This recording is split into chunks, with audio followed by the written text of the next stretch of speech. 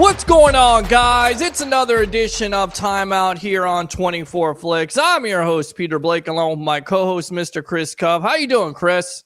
Man, it's doing great. We're doing a daytime recording of this. The reflections off of the pictures behind us and stuff. Daytime in Florida. Can't get any better than that, man.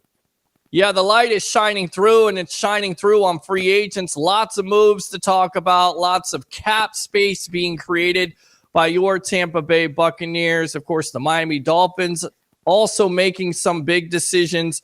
Of course, we are nearly to the free agency dinner bell, which the legal tampering starts on Monday. So we'll definitely get into all the moves, all the quarterback movement, possibly Aaron Rodgers being traded to who, and then also get into some NBA action. How about that, Chris? Sounds good, man. Sounds like a plan. Let's go. All right, let's talk about the Tampa Bay Buccaneers. Of course, coming into this offseason, $55 million over. They were able to create some cash here, if you will, some extra cash with $44 million with, of course, restructuring Vita Vea, cornerback Carlton Davis, center Ryan Jensen, wide receiver Chris Godwin. And it looks like they are going to cut Cameron Brate, Donovan Smith, and Leonard Fournette. So they have to be basically, Chris, cap compliant, say that 3 times, by Wednesday of the start of the new year at 4 o'clock. So your thoughts on this whole situation with the Tampa Bay Buccaneers basically being a player in free agency or not being a player in free agency in this case? Well, you know, they had to make a lot of moves being post-Brady. The whole system has been shook up, and the heart of the team has basically been pulled out. So they have to get fiscally responsible first and then see what they can build from there. So all these moves make a lot of sense that they're doing this. So let's see what's going on for free agency, man. It's going to be exciting. It is definitely going to be exciting. And, of course, once again, the Bucs moving on, it seems like, from Cameron Brate, Leonard Fournette, and Donovan Smith. Any surprise by those moves at all, especially Smith, who is their starting left tackle? Now there's talk of Tristan Wirfs moving from the right side to the left side. I mean, is this the right move in your opinion going forward? They gotta do what they can do, man. Moving from the right side to the left side. Which side is his natural side? Because I know they made a lot of shifts with the the line being just decimated last year. Yeah, by injuries, absolutely. Ali Marpet retiring, Ryan Jensen being hurt. Yeah. Losing a left guard in the preseason, you're absolutely right. Having a rookie left guard. Donovan Smith's natural side was the left, but he definitely didn't play like it, being one of the most penalized players in the league. So They saved $10 million, nearly $10 million at $9.95. They're going to move Tristan Wirfs, who is naturally a right tackle, but did play some left tackle in college, and because of his wrestling background, it seems to make sense because not only is he one of the best right tackles and one of the best offensive linemen in the league, but the best offensive lineman on this team. So it's much easier to draft a right tackle than a left tackle at the end of the day. And you're exactly right.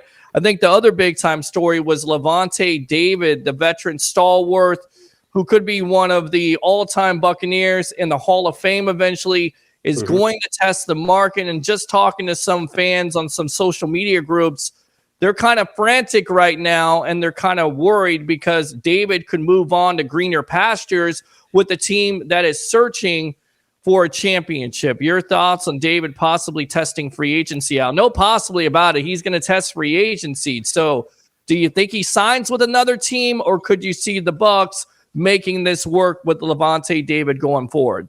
Well, you know, Lavonte is definitely beloved in Tampa, but, you know, I mean, he is a big-time name now on defenses. I wouldn't blame him for going on to another place to play. Looking like Tampa is definitely working towards a rebuild. And you only got so many years to play in this league, man. You take a lot of bumps and bruises and broken bones as you go through the season.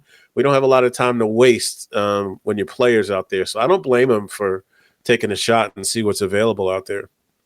Absolutely, and they're going to have a lot of losses because they have over 20 free agents at the end of the day, Lavonte David being one of them. They decided not to franchise him, and also Jamel Dean, because at the end of the day, it's $18 million, so you're definitely going to lose some players. But as I've said on my shows before, it's good to lose some of these players. They were an 8-win team. They barely made the playoffs.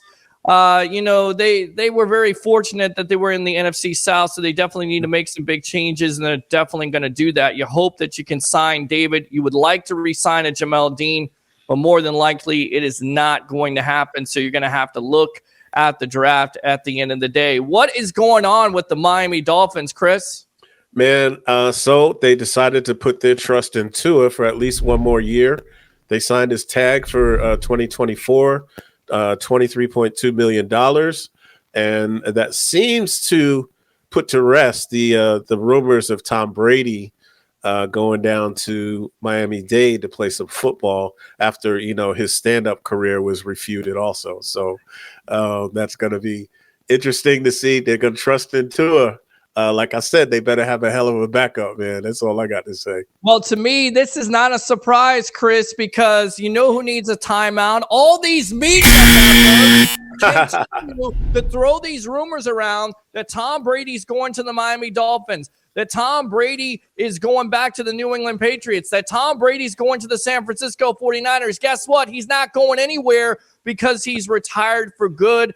I hope these nonsensical rumors by these media members saying Brady is going to the Miami Dolphins die off, because with that move yesterday by the Fins to commit to Tua, it should eliminate all that nonsense. The only team that rumor came from Rich Eisen being at a bar and overhearing something while he was in Indy during the combine. Yeah. So it's not very, very credible source. No, but it spread like wildfire. Yeah, it's not a credible source at the end of the day. I still believe what Jeff Darlington of ESPN had to say. The only team that was in contention, Chris Cuff, to have his services this year was the Tampa Bay Buccaneers. Enough with the nonsense. You guys deserve a timeout. So with that, media. Yeah, media. Absolutely. Yeah. 24 Flix here. I'm your host, Peter Blake, along with my co-host, Mr. Chris Cuff. Can we do something? Can we do something really quick? Since we're the Bucks and we're talking NFC South, and some moves have been made in the NFC South. Let's talk about it. So let's skip to the Saints. New Orleans Saints signed David Carr. Was it like a 5-year deal? And they put in an offer to Jameis, basically take less money or leave. So we have another quarterback that's going to be in the NFC South. Sure. And also, the Bears traded their number 1 pick to the Carolina Panthers, which I see taking C.J. Stroud. So you'll have C.J. Stroud, you'll have Derek Carr. Tampa is a blank, and Atlanta. Who knows what Atlanta's doing? So it's going to be interesting. But the Saints look like they might be rising with a decent quarterback. Absolutely, and I've been on record to say I felt like the Bucs should have pursued him, but of course he's getting big-time money, maybe not necessarily this year. That's what the Saints' magic with their cap situation produces. But, Carr 63-79, in my opinion, on paper right now, clearly the best quarterback in the NFC South. And that's not saying much because there's not much like you talked about. I think he has every opportunity to win this division with the Saints. He finally has a top 10 defense. He finally has some weapons there. Can the coaching and him get it done? We shall see. You talk about the Carolina Panthers trading all the way up to number 1, giving up number 1 wide receiver DJ Moore to the Chicago Bears. The Bears also get a number 1 pick next year, a second-round pick this year. So a pretty good haul for the Chicago Bears. What did you think of that trade? And who do you think the Carolina Panthers select number 1 overall? Is it Bryce Young, or is it CJ Stroud, or is the wild card in there Anthony Richardson? No, Anthony Richardson is a project, even though he wrecked the house in Indy during the combine. I mean, he's an amazing athlete, but he's like, 50-60% accuracy, very low. For quarterback. He's not ready as far as that. That's definitely a project for a couple years down the road. Bryce is a little guy. I mean, he's only a little bit taller than me, man. And I think CJ is more of a sure thing looking at what's been going on. I would take CJ first over Bryce in Carolina. And that shows trust in Justin Fields on Chicago's side. So lot of things being solidified on that end. Yeah, if I'm the Carolina Panthers, I definitely take C.J. Stroud. I mean, he's being overshadowed right now by Anthony Richardson, but he has all the measurables, and you're exactly right about Richardson. It's a boom or bust type of prospect. He has 55, 56% completion percentage. Right. To be fair, a lot of people look at him, a quarterback coach right now may say, look, he's got all the tools. He's got all the measurables. He's got everything. We just need to work on his footwork. We need to work on some of the things that will help his completion percentage out, because maybe we can turn him into the next Josh Allen. Josh Allen, coming out of Wyoming, was a 55% completion percentage passer. So there's somebody that's definitely going to take a chance on Richardson, because these teams are starved for a quarterback. With that being said, I'm not surprised by Justin Fields and the commitment by the Chicago Bears. They should commit to this young man. He has an opportunity to really progress, if you will, much like Jalen Hurts. I think he could have that same type of progression. If you remember Hurts' year, the year before, 16-9, he turned it around. Same type of statistics by Fields. He's got all the tools to really be one of the best young quarterbacks in the league. The Bears have the best of both worlds, not only draft capital, but also salary cap space and free agency. So a great deal, I believe, by the Bears more than anything else in the Carolina Panthers. But the Panthers have tried everything the last couple of years, from Sam Darnold to Baker Mayfield to Teddy Bridgewater, and nothing has worked. So hopefully, or being in that division with the Tampa Bay Buccaneers, hopefully it's a disaster for them. Now, right. The Saints deserve a timeout. How do you get the replacement for Jameis Winston and then come to him and say, you know what? You either take this contract after we basically said in so many words, we don't believe in you, or you're cut. I say, you know what? Take this job and shove it, because I ain't working here no more. It's a little bit before your time, but I know you know what I'm talking about. That's what Jameis Winston's attitude should be. I mean, put yourself in his shoes. Chris, if somebody hired for your job and they paid you more than what you were getting, and they said, basically, you have to take less money in order to stay with us, wouldn't you seek another job? It's not the sports playground. It's the sports business. And this is just cutthroat NFL business. I would go and to another pasture. There's plenty of quarterback needs out there. Jameis with his 30 touchdowns and 30 interceptions, I don't really think that's going to change.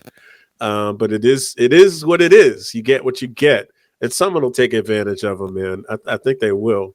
So, Jameis, happy trails, buddy. Let's see where you land this year. Hopefully somewhere warm.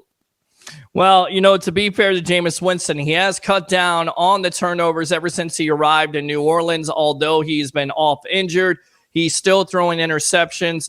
So if I'm Jameis Winston, I'm going to the Washington Commanders with Eric Bieniemy, because the rumor was that Bieniemy always wanted to work with Winston. He actually wanted to get the coaching job from the Saints, so I could see that opportunity. Sam Howell, I get it. He's a young quarterback. They're committed to him, but he's not a vet. He doesn't have those starts. And at the end of the day, yes, Jameis Winston does have injuries and he does have a turnover problem, but he also has a lot of potential, and Washington does have the weapons there. So you're saying crab legs to the commies. That's what you're saying? That's what I'm saying, buddy. What's going on with the Aaron Rodgers situation and the Green Bay Packers and New York Jets? That drama, as the world turns, it seems like, with them. It's always drama. Nothing is confirmed. Sands through the hourglass. These are the days of our lives. That has been the Aaron Rodgers drama the last couple years. Absolutely. It's never as big as it seems. The Jets flew out to talk to Aaron Rodgers. Apparently he met them at the airport. Yada, yada, yada. The Packers are saying they don't want anything to do with him. He's not their number one priority. Right. That's like what, $60 million talking, I think. Well, you would think so. I mean, they're paying him $60 million, right? I mean, if you're Aaron Rodgers, you either stay or you go. And again, that's been the model the last couple of years. But the Packers are kind of tired of it. And I feel like Aaron Rodgers deserves a timeout because he can't make up his mind. Make up your mind, my friend. You either want to be a Packer or you want to go to the Jets. And for me, I feel like it's an easy decision. Go to the Jets. They have an upcoming team. They have offensive weapons. They're going to get back a 1,000-yard rusher and a Breece Hall. And they also have a stifling defense, although they are in one of the toughest conferences in football in the AFC with all those young quarterbacks. And, of course, that division with the Buffalo Bills, Josh Allen, of course, the New England Patriots, and Tua with the Dolphins. So what do you lie on this? Do you think Rodgers accepts that trade to the New York Jets, or does he do what he always does, wait to the last minute, decide to go back to the Packers, or possibly screw everybody and retire? He could have done the ultimate reveal, right? He could have come out of his sabbatical, come out of the dark hole in a cloud of fog, and come out with a Jets uniform on, and that would have been his declaration of where he was going. Right. I'm thinking maybe I think he's going to the Jets. I don't know anything. No one knows anything. But he took meetings with them, and that does say something. But they just got to pay him. They're working out the contract now from what I hear. And I mean, the Jets have everything, dude. They have everything. Yeah. What they miss is even a mediocre quarterback. Yes. Would take them somewhere. So, I mean, I think that's the place to go if you want a championship. Pop in there, make it happen for a year, and retire. It's a beautiful thing. It is a beautiful thing. With Rodgers' track record, he'll get him all the way to the AFC Championship game, and then once again, he'll pull a Peyton Manning and choke. Maybe that's here because Manning has 2 championships and Rodgers has 1. But again, you look at his record when it comes to championship games, not necessarily the best. Now, this is what Packers president CEO Mark Murphy had to say about Aaron Rodgers. It's a situation where I think we wanted to help Aaron achieve what he wanted as well as the Packers. Hopefully, it'll create a situation where it's a win for both sides. That certainly seems like there is a trade that is about to get done. Mm-hmm. With that being said, what is going on with the Minnesota Vikings? I was going to say, we got some Minnesota Vikings news. Sadly, legendary Vikings coach from the old days, man, Bud Grant. He passed away. I think it was yesterday or today. 95 years old. I know that he was famous after his retirement for having like this huge garage sale at his house in Minnesota and selling off all his memorabilia. Every year he would have a massive garage sale. But, you know, rest in peace to Bud, and condolences to his family. Just like the Bucs and everyone else, Vikings are making changes. They are letting go wide receiver Adam Thielen, who was a stud, man. He's been with the team since 2013, and he's a Minnesota and Minneapolis native. So he's got better numbers than Chris Carter and Randy Moss, and both of them are in the Hall of Fame. So this is look like a Hall of Fame receiver moving on for a new home. I wonder if he's going to wind up in Buffalo, huh? Like Stephon. I wonder if he's going to end up with a team that's going to win a championship, because he definitely has value. Speaking of garage sales, that's exactly what the Vikings are doing this offseason, because talk is that Dalvin Cook could be traded. I think that's a mistake, although you look at teams around the league and how they value running backs. They feel like you can get them in the mid rounds. You're not going to pay that much money. And Cook, as talented as he is, Chris, can never stay healthy. I always go back to it with the Tampa Bay Buccaneers. They had an opportunity to draft Dalvin Cook. They draft O.J. Howard instead. Of course, he turns out to be a bust. But, of course, Cook, when he's healthy, he's one of the most talented running backs, but he hasn't been able to stay healthy. So we'll have to watch and see what happens with that division overall, because to me, Chicago right now is getting better. The Lions are getting better. The Vikings are trying to get better. And I feel like the Packers could be in last place with a young quarterback in Jordan Love. With that being said, speaking of quarterbacks, Lamar Jackson tagged as a non-exclusive free agent, which basically means it's not exclusive. So a team can offer 2 first-round picks. They can negotiate with him, But the amazing thing is when the Ravens announced this, there were 5 teams that came out and said they're not interested in a 26-year-old quarterback who is a former MVP, has won a playoff game. He's a dynamic quarterback. Chris, am I missing something here? Yeah, he wants guaranteed money, and he can't stay on the field for a full season. So that's the problem.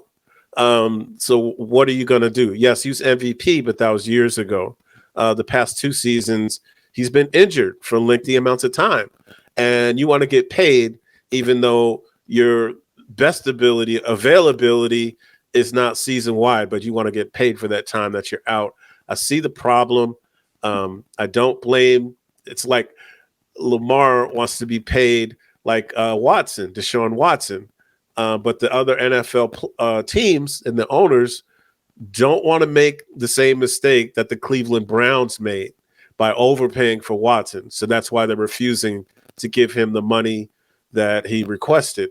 And I think Cook has until late in the season to even play, right? He doesn't have to play right away. He can sit out. I mean, Lamar Jackson. He doesn't have to sign the tender at all. Teams will have an opportunity to negotiate with him at any time. Once they do put an offer sheet, they'll have 5 days. And a lot of teams around the league feel like, they're going to do the dirty work for the Baltimore Ravens, and that's why they're not doing it. But all these owners, including you deserve a timeout, my friend, because you're talking about Deshaun Watson, who for the last couple of years has had all these allegations, sexual allegations. He's missing all these games, and yet he gets guaranteed money. And we just talked about a quarterback who is the MVP of the league. I mean, what's the problem? Yes, he's gotten hurt, but he also made a business decision that if the Ravens weren't going to pay him and be committed, that he wasn't going to be committed to him. I mean, I'm like the Tampa Bay Buccaneers. They need a quarterback. Oh, we got Kyle Trask. He's only thrown 9 passes. You got a 26-year-old franchise quarterback out there, and all you got to give up is 2 first-round picks. Oh, by the way, did you see how much the Carolina Panthers gave up for the first pick for an unproven quarterback? And you've got a vet, young quarterback who can be your star for the next 10 years. I don't know what's going on, but I kind of do. I think the owners are colluding. They're trying not to give the guaranteed money. But at the end of the day, the contract is out there, so you have to do it. Pay the man. Show him the money. Lamar Jackson should be getting paid by a team. Shame on the Atlanta Falcons, who are going about this with hiring a recycled quarterback like Marcus Mariota. They were in the Watson sweepstakes, so they rather have Deshaun Watson than Lamar Jackson. They go with Mariota, who's done nothing. He's a bum. The Washington Commanders, you traded for Carson Wentz, really? And you can't trade for Jackson? I mean, come on. The Raiders, I mean, that's a graveyard for quarterbacks. And you can't trade for Lamar Jackson. I just don't get it. It's all collusion at this point. It's collusion. I agree. We'll see the 13th when you can legally talk to this quarterback. But for me, I thought it was very odd with all the media coming out saying when it happened from the Ravens' perspective that they're not interested. I don't buy it. Yeah.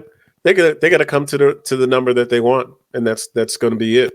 But it's definitely collusion. I mean, all those teams all at once with the same statement right after they announced that he was being tagged that way. So Geno Smith deserves guaranteed money. You have Daniel Jones who threw 15 touchdowns last year, and you have Lamar Jackson asking for guaranteed money. And at the end of the day, the salary cap is a joke. All right. Yeah. The Saints have shown that the last 5 or 10 years by manipulating it, moving funds around. So even if you do sign them to guaranteed money, it's not like you can't do a restructure next year. Makes no sense. People are like, we're going to lose this player, lose that player. Hey, here's a thought. How about this, guys? The media members out there throwing that narrative out. You deserve a timeout because young players actually might play for the team and take less money to play with Lamar Jackson. Just a thought. Your Dallas Cowboys, they're making some move. What's going on there? Man, the most important thing, they kept Tony Pollard at least for 1 more year, and they're going to sign him. They're going to set up a deal for him. I'm so glad they did that because – Zach didn't do nothing, and Tony was the man. So I'm glad they kept Tony. Tony was killing them on their runs, and that's the one they need to keep, man, as far as running back. And then the Giants they tagged Saquon. So Saquon is staying in New York. So which that is also another move I'm very happy about. Well, going back to the Cowboys, they're trying to free up money. Of course, Zach, I'm trying to think of the guard there. They freed up money with him. Zach Martin, and of course, Dak Prescott. So, they're trying to spread some money, possibly go after some free agents. But for me, I believe that Ezekiel Elliott is done there. Zeke is done. His yards per carry have gone down every year ever since he got that big-time contract. So I could definitely see the Cowboys moving on from him. Yep. Saquon Barkley's not a surprise. I think the biggest surprise, and I like Daniel Jones. He got it done this year, but he's still a turnover machine. You're paying an upwards of $40 million. Patrick Mahomes, Dak Prescott, quarterbacks like that, and he's virtually done nothing. I understand the Giants had to do that. And again, this is what I'm talking about with Lamar Jackson. If that is your market, and we're talking about Jackson compared to these other quarterbacks that got paid like Geno Smith, Jackson far and away is a better quarterback and should be paid more money. He should definitely be paid more money. Pay the man. Does he deserve Deshaun Watson money? Yes. He plays half a season. You deserve a timeout. Are you serious? You have Deshaun Watson, who's supremely talented, but can't stay on the field because of the allegations off the field. I mean, he's done far less than Lamar Jackson. He's won one playoff game. And actually, if you look into it from Deshaun has actually had more around him than Lamar Jackson. Deshaun is garbage. Deshaun is the mistake. That's what the owners are fighting about. Yeah. Right. But that's their mistake. They're a multi-billion dollar business getting all this revenue at the end of the day. So don't tell me they're little sisters of the poor that they don't have any money. They have plenty of money. They're hiding that money. You want to tell an owner, or you want to make an owner squirm, you ask him to show you his books 10 times out of 10, not 8 times out of 10, not 9 times out of 10. 10 times out of 10, that owner is going to tell you all day long, I'm not showing you my books. Because why? Heck no. Because they're making more money than they say they are. Oh, absolutely. All right. Absolutely, man. Absolutely. What else is on your mind, my friend? Man, so much going on. So we have the beginning of the NFL season officially coming up. Mm-hmm. There's going to be a ton of free agency moves. They got to get their salaries together. And then they have basically March 13th and 15th to do talks with different athletes and things. And then March 15th is on. They got to cut and they got to make some moves. So it's going to be exciting to see what these different teams come up with. So that's why you see all these cuts and releases and restructuring going on this week. Any other interesting franchise tags that have popped up that you know of, that you can think of besides these guys? Not at this point, but you're exactly right. It's the most wonderful time of the year, right? Because you have all this speculation, and it starts on Monday with the legal tampering period. But, by the way, the owners and GMs, they were talking to the agents at the Combine, so that's when it really started. But now it's going to officially start, wink, wink, so you don't get any tampering charges. But then those rumors start to flow out, and you start to see all kinds of player movement. And Chris, whatever happens in free agency is the biggest indicator of what you do in the draft. So football is never over with at the end of the day. I'm looking forward to seeing what happens and how many players move around and these quarterbacks move, who gets cut, because you never know. There could be some quarterbacks out there that get cut. There could be some veteran players that you would be shocked by. I'll tell you another one, Matt Stafford. There was a rumor out there that the Rams are possibly trying to trade him. Now, it's a couple years removed from a Super Bowl, and to go with Baker Mayfield. What do you think about Matt Stafford being possibly traded? Stunning. 2 years from a Super Bowl, and now he's back to where he was playing like he was back in Detroit. Baker Mayfield, I mean, come on. Come on, bro. Baker Mayfield? Yeah. Really? Yeah. To another stadium? Come on, man. Come on. Yes, absolutely. No, it didn't work. It doesn't work, Baker. You're not the one. You're definitely not the one. Try Canada. Man, but yeah, it's going to be really exciting things coming on, man. We got crazy stuff going on in the NBA. Pete. Right. So let's go. Yeah, let's definitely go here because I'm looking at my phone right now as we speak, and I'm trying to see somebody sending me some breaking news. I don't see any breaking news here, so false alarm. I feel like I'm Adam Schefter here because I run the sports web, but I'm trying to look for rumors, and of course, it's all going there. But let's talk about the NBA. Of course, the big time story was what again? Kevin Durant getting traded to the Phoenix Suns, and you would think automatically. They're a championship contender, but not so fast. Stuff happens, man. Stuff happens. So the Phoenix Suns, they traded a couple of firsts. They traded some key defensive and up and coming players to Brooklyn to get Kevin Durant, and he plays one game in Dallas, and I think it was Dallas or Charlotte, and they tore it up. I mean, fantastic performance, and he comes home to make his home debut, and he's warming up, and there's moisture on the floor, and he twists and sprains his ankle trying to do a layup before the game. So he's out probably until the playoffs. It's only a couple of weeks left in the season. Shocking, right? Kevin Garnett injured. Kevin Durant, Kevin Garnett probably not as much. Why do I do that? I don't have no idea, but Kevin have no idea either. Kevin Garnett's in that same boat, right? I mean, he got a championship with Boston. He was a little bit off injured, but Kevin Durant, he's been snake bitten by the injury bug, and this hurts the Suns. Although you hope that he's ready for the playoffs because that's the reason why you get him in the first place. You're trying to not only be a playoff contender and win a series or two, but you're also trying to win an NBA championship. Right. But just bad news for them, and this one was just bad luck. That's it. Nothing, not his fault. I believe they won the game by 31 points anyway, so it wasn't a totally terrible night. Okay, Fred and warm-ups. Yes, in warm-ups.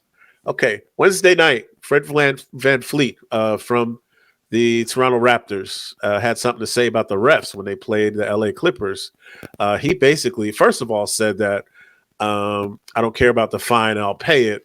And he basically went in on referee Ben Taylor, saying that he got multiple technicals, all from Ben Taylor, and just terrible reffing by him.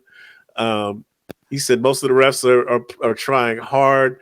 I like a lot of the refs. They're trying hard. They're pretty fair and communicate well. And then you got the other ones who are just basically jerks. And the FX game is what he said.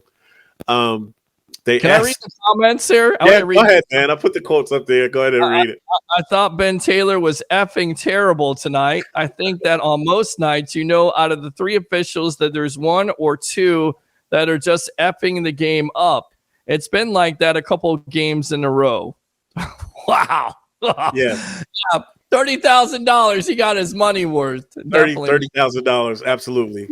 Yeah. Absolutely. So there you go. I mean, is he saying anything that's wrong? I mean, honestly, the refs deserve a timeout. The refs deserve a timeout. Yes. Absolutely. Timeout. Absolutely, man. All the officials in professional sports deserve a timeout, especially the refs in NFL football. It's absolutely. That's been your rant through the playoffs for sure. Yes, it has. Also, Marcus Smart was asked about Ben Taylor, and he said, I'm not going to comment on that. I know about Ben Taylor and how he is. I'll just let Fred's words stand for me as well. So there you go. Marcus Smart agrees from the Celtics. Great minds think alike at the end of the day. He had a lot more other things to say here because I'm looking at the comments. I think I should read these. Then you got the other ones who just want to be and just kind of F the game up and no one's coming to see that stuff. Right. Stuff, and then they come to see the players. And he's exactly right. Refs are like children.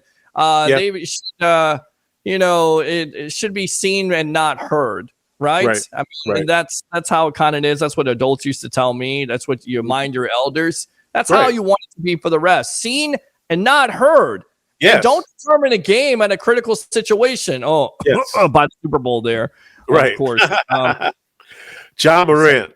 Yes. John Morant. This is a tough one. So this is a kid who is has people surrounding him that are from, just hip hop culture. some guys, there's good eggs and bad eggs, and some of these guys are bad eggs. He's in strip clubs. He's doing wild stuff. He mentors kids in Memphis, has them come to his house, plays ball in his gym, and apparently there was an argument, and they said Ja hit this 17-year-old kid at the house. Another report says he pulled a gun on him. Also, there's an Instagram video that was out with John showing he's in a strip club and he's showing a pistol, waving a pistol around. So basically, he's been shut down by the Grizzlies. At first, it was 2 games, but now they've extended it to 4, and they said it might even go further than that. The Grizzlies said they'd have conversations with him before the recent incidents happened, and he just still did it. And it's terrible. The Grizzlies head coach, declined to give specifics of when he would be back, and what he needs. He's going to have specific things he needs to do to play again. And meanwhile, the Grizzlies are toughing it out, but they've been struggling late in the season as well in their playoff run. So I don't know. What are your thoughts, Pete? It's kind of tough. I mean, he's a knucklehead and he's a kid, but what's the priority at the end of the day? Do you want to be an NBA superstar, or do you want to be out the club at 2:00 in the morning hanging out with your boys? And at the end of the day, he has to cut ties with those guys because they're not doing him any favors. Right. And Morant could definitely be a superstar. He's on his way to NBA superstardom. So some move by him. He needs an intervention. He definitely needs to be sat down by a mentor and say, look, you're going to blow this opportunity. You're going to squander it. Not only did he have that, but he basically beat the hell out of a 17-year-old kid over a pickup basketball game. I mean, what is the priority? This is why it's so important when you're drafting a prospect. You have to have those character issues, and they all have to check out. Because not only are you bringing this kid into your locker room, you're bringing him into the community, and you're also committing that much money to him to be a part of your franchise going forward. And if you can't depend on that kid, then basically it sets your franchise back by, 4 or 5 years. So he's got all the talent. The talent is there. It's just the whole mindset. And to say, well, he's young, and that's okay, he made a mistake. No, he's made several mistakes. You can't continue to condition this athlete. You have to get him some help. He has to get help. He has to think about this in terms of being a businessman. This is his business. His talent is his business. Does he want to squander it, or does he want to continue to make money? If he wants to squander it and hang out with his boys, go for it, my friend. But if you want to make some money here and continue on this track of being a superstar in the league, you better do better. Right. And he's not a rock star, and he's running around like he's a rock star. But I was telling my grandson, yes, I have a grandson, that, Ja is a corporation. Yeah. A multi-million-dollar corporation that could be worth hundreds of millions of dollars very soon. And you can't do that because no one's going to work with you, and you're throwing it all away. Jalen Rose spoke of him being in the exact same spot when he was around Ja's age, and he had to learn that once you have the money and you're paying all the bills, you're actually the leader of the group, no longer the follower, and you got to, what situations to be in, what situations not to be in. So he's got to learn a lot of learning to do. So it'll be interesting, man. I hope everything works out for him. A lot of people have his best interests at heart, and even the Grizzlies are shutting him down, and they're making him get counseling, and I'm sure he'll have perfect mentors to bring him a long way. He's worth a lot of money, man. They're not going to let him throw it away. I'm sorry. Yeah, well, he's going to do it himself. He has to be the one that steps up and takes the opportunity to get himself better and just cut ties. I mean, ask Michael Vick about this. I always go back to Jalen Carter, right? Didn't get charged with anything, but he left the scene of the crime, and he lied to authorities. You're looking at that. You're doing that before the biggest job interview of your life. What is the priority? Why would you do that? And that's a red flag to me. Because again, it's not just about talent and how many wins. And I get it. There's a lot of fans out there that think about that, but also you have to have great character. And if you don't have great character, it's going to not only cost yourself, but it's going to cost the team that you perform for. With that being said, the Orlando Magic, yet another injury. We talked about this offline. Jonathan Isaac out for the year with a hamstring deal. I mean, Yes. how surprised are you by this? I mean, this is just a shame at the end of the day. It's very sad. J.I. really worked hard. We did get to see him practicing a lot one-on-one with coaches. Gosh, for months and months and months, he finally came in. It was a big celebration, but his body failed him one more time. And that might be it for him in the Magic. I think his next pay contract or next year is like $17 million. No. And they're not going to keep that going, man. I think it's over for him in the Magic. It might not be over for him in the league, but the Magic can't keep going. It's someone mentioned he's just like Grant Hill. Grant Hill kept getting hurt the same way until his contract was up and they let him go. He went to Phoenix, I believe. Yep. Had a good year and then faded out after that. So there you go. But the Magic, Wendell Carter Jr. showed up. Let's see, this was for the Milwaukee game, which was Tuesday, with a sore hip, and he was out. And for they lost to actually it was Sunday. They lost to the Portland Trailblazers, in which their shooting star over there, Dame Lillard. Oh, it's amazing. After shooting 71 points on the prior Sunday, the Magic decided to shut down his deep threat. Dame only made 4 3-point shots and left the floor with 41 points. Only 41 points. Only 41 points. That's amazing. The Magic are in a 3-game losing streak. They're really struggling to get in the play-in game. They're 4.5 games back. They lost to Portland, which they could have won. Milwaukee, they didn't stand a chance. Even without Giannis and Drew Holiday out, they still couldn't have a chance. Milwaukee is so deep. It's ridiculous. And Utah on Thursday. So they're facing Miami tonight. The Heat, who just took down the Cleveland Cavaliers last night. So they're playing well. And Wendell is like the center of their defense. He's the beef in there. Plus he hits threes for them, and he's out for who knows. But good thing for the owners, they're putting together an exciting product that has a chance to win, and it's really exciting, and everybody's rooting for them, and they're going to be in the lottery. What better place for that is for a young team, man? They're going to be a lottery and get to add more young talent or have an asset to trade for some good veterans. So the ownership, I don't think they're super upset if they don't make the playoffs.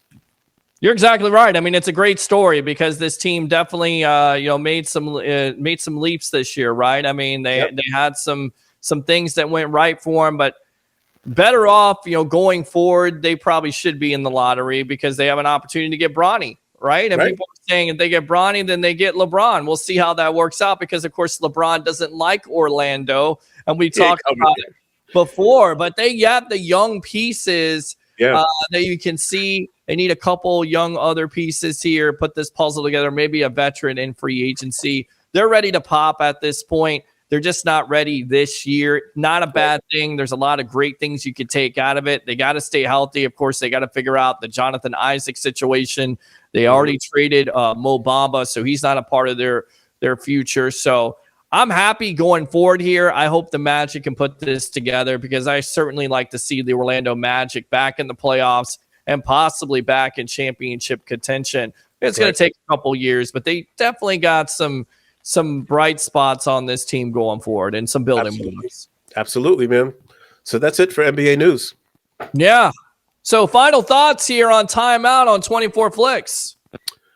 Man, this is great. The show's been fantastic. We are working on, just found out a glitch. You let me know that the shows aren't showing up on 24 Flix. I'll get with our tech team and check on that and get that running. We do have some traction, slowly getting traction with the audio version of this on our podcast. That's available on Spotify. It should be on your YouTube, Google, everywhere you listen to podcasts. It should be on there. We're putting them out. So that is slowly growing. So look out for Timeout. We're going to be everywhere pretty soon.